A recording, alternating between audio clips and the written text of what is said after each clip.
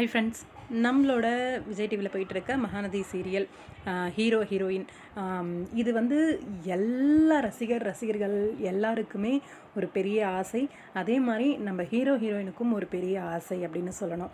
ஏன்னா சிட்ஸா வந்து ரீசெண்டாக அவங்களோட அவார்ட் ஃபங்க்ஷனோட நாமினேஷன் வந்து நம்ம தான் நாமினேட் பண்ணோம் அப்படின்ற மாதிரி சொல்லியிருந்தாங்க.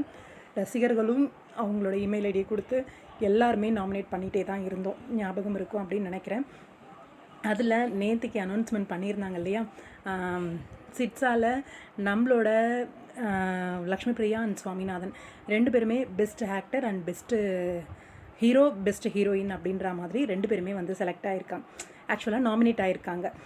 நாமினேஷன் வர்றதுக்கே நம்ம நாமினேட் பண்ணால் மட்டும்தான். அதே மாதிரி இதுக்கு மேலே ஓட்டிங் ப்ராசஸ் அப்படின்ற ஒரு விஷயம் இருக்குது.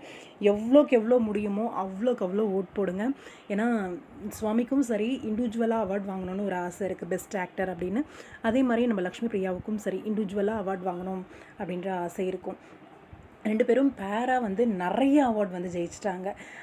மறுபடியும் பேராக வந்தால் நல்லா தான் இருக்கும் அந்த அவார்டுமே.